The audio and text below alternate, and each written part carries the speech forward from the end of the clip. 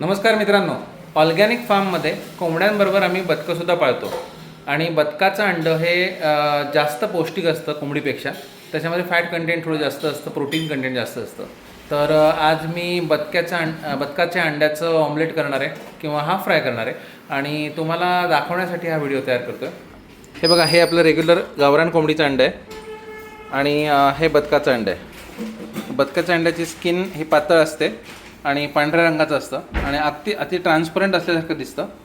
कोंबडीच्या अंड्यापेक्षा बऱ्यापैकी मोठं आहे. मी हाफ फ्राय करतो आहे. थोडं अंडं फोडूया, तुम्हाला बघता येईल ह्याच्यामध्ये फरक काय असतो.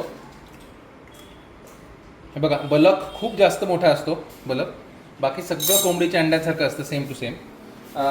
मी करताना हाफ फ्राय पलटी करणार आहे. म्हणजे हाफ फ्राय करायचं, वरून मसाला टाकायचा आणि नंतर पलटायचं.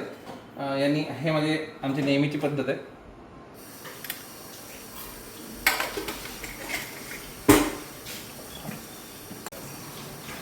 थोडंसं मीठ.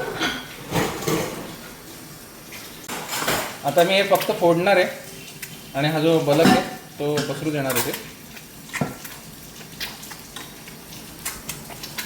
हाफ फ्राय बऱ्याच लोकांना आवडत नाही, पण त्याच्यामध्ये जो अर्धा कच्चा पदार्थ असतो, त्यामुळे मी हाफ फ्राय पलटी करतो, पण ऑमलेटसारखं मिक्स करत नाही.